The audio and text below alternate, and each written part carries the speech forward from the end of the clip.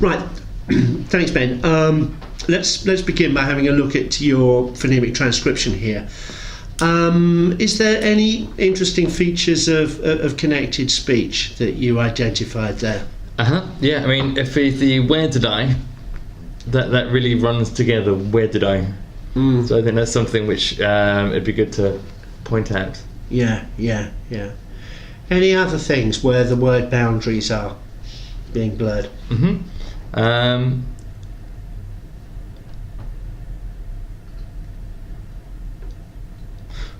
Yeah, so and also with the I was sure, again that runs together. I was sure, so I think that's a nice little chunk to. Right. So I think so where did I and I was sure, and it's where did I was sure.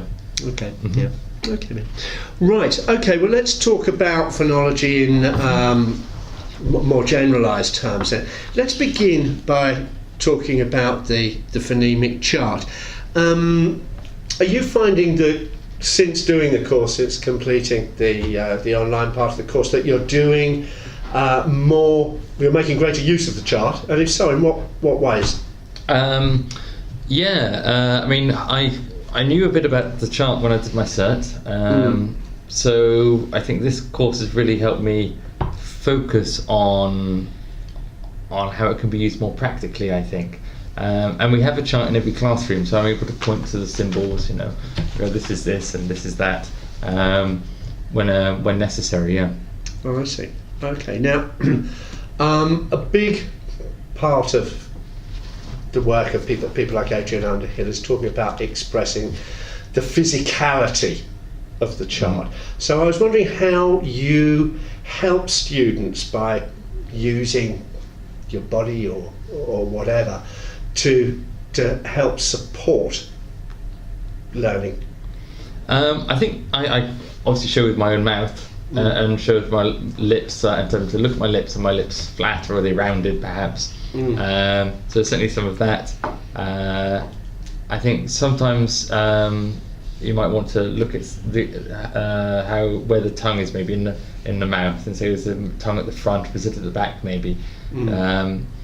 So that kind of thing. I think if I tell them as well to hold up a mirror in front of their mouth, and then they can see their own mouth. So if I've said, are your lips round? They can see if their lips are round. Perhaps. Okay. Yeah. What do you understand by the phrase the vowel trapezoid?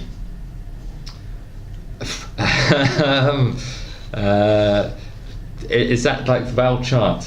Or yes, or the vowel quadrilateral.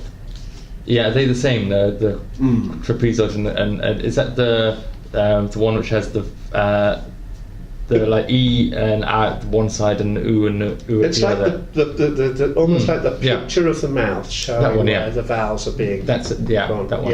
Yeah. Have you ever made use of this, or why make it be useful? I haven't. I think it's probably a bit complicated for students. I think they struggle a bit with the phonetic alphabet, the phonemic alphabet. Sorry. So I think it's good for. We've looked at it on the course about where vowel sounds were made. So I think maybe it's something good for teachers, but I think it's maybe too complicated for students. Right, I see. Yeah. Okay. So how would you help then? How would you help a learner distinguish between a short and a long I, for example? Like if I said like bid and bead, for example. What's the length of time? So you might really stress it. We do like minimal pairs and bid, bead, and other similar kind of minimal pairs, and look at that contrast and get to listen really carefully to see if it was longer, and we might accentuate it a bit to really overemphasize it, and hopefully by overemphasizing it draws their attention to the difference. And maybe drawing a link as well to the writing too. It's like if it I and double E, and so well, double E 2 letters longer E, that could help. I see. Okay. Let's move on to consonants now. Can you tell me what you know about the different ways in which we produce consonants? Okay. That distinguishes between them. Well, there's I suppose sometimes there's using our lips, using a tongue on the teeth, for example, or different places of the tongue. And like I said earlier, the mouth will be in a different shape sometimes as well. So I think it's a combination of those, and that's how we're actually pronouncing those letters, those sounds. Right, I see. So if you had to describe it in three different ways, there's traditionally three things that we can say. Do you mean like voiced and unvoiced? That would be one of them. Yeah. Exactly. Yeah. So I suppose we could describe it like that. Yeah. Yeah. How would you help your students to distinguish between a voiced and an unvoiced sound? Well, I think again through minimal pairs. So like bit and pit, for example. And again through lots of minimal pairs, they'll be able to hear the difference. Yeah. Have you got any ways of demonstrating it physically for them? I suppose I think if you put your hand on your voice box here, do you get a bit and pit? You can feel a vibration, I think, can't you? Between the different ones. Okay. Yeah. Okay. Now, in your teaching, can you think of a? I see from your CV here that you worked in Spain for a while. Can you think of a problem that you had with phonemes with Spanish speakers and how you dealt with it? Or how you would deal with it now? After the course? Yeah. I think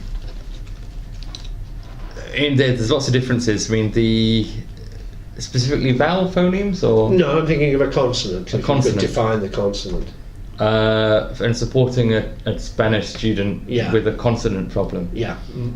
I think maybe their issues are less to do with consonants and maybe more to do with the rhythm of how they speak and speaking quite quickly. And so maybe doing something like, as I mentioned, the activity in the first part of the exam, like focusing on intonation, is a better way. So I don't think really there's an issue with that much with consonants, because they're really pretty much the same, I think, with Spanish and English. Yeah. What about something like a dental fricative?